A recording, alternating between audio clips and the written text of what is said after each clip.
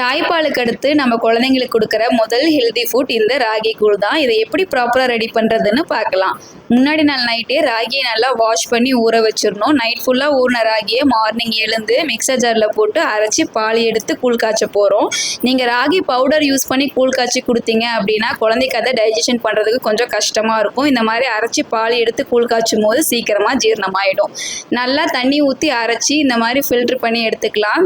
கசடி எதுவும் இல்லாமல் பால் இந்த மாதிரி கிடைச்சதுக்கப்புறம் கொஞ்சம் தண்ணி ஊற்றி டைல்யூட் பண்ணிட்டு தான் காய்ச்சணும், இல்லைன்னா கெட்டியாகிடும்.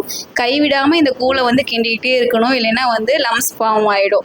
இந்த மாதிரி நல்லா கொதி வரும்போது எடுத்து பார்த்தீங்கன்னா தண்ணி மாதிரி இருந்த கூழ் கொஞ்சம் க்ரீமி டெக்ஸ்சருக்கு மாறி இருக்கும். நல்லா பச்சை வாசனைலாம் போனதுக்கு அப்புறமேட்டு நல்லா கிளறிட்டு ஒரு டீஸ்பூன் நெய் ஆட் பண்ணிக்கோங்க. நெய் வாசத்துக்கு குழந்தைங்க நல்லாவே இதை சாப்பிடுவாங்க. கன்சிஸ்டன்சி பார்த்தீங்கன்னா இப்படி தான் இருக்கும். கொஞ்சம் நேரம் ஆற வச்சதுக்கப்புறம் நல்லா பியூரி ஃபார்முக்கு வந்துடும். அப்படியே ஒரு பவுலுக்கு ட்ரான்ஸ்ஃபர் பண்ணி எங்கள் குழந்தைக்கு ஊட்டி விடலாம், நல்லா சாப்பிடுவாங்க. இந்த மாதிரி பேபி ஃபுட் வீடியோஸ்க்கு நம்ம பேஜை ஃபாலோ பண்ணிக்கோங்க.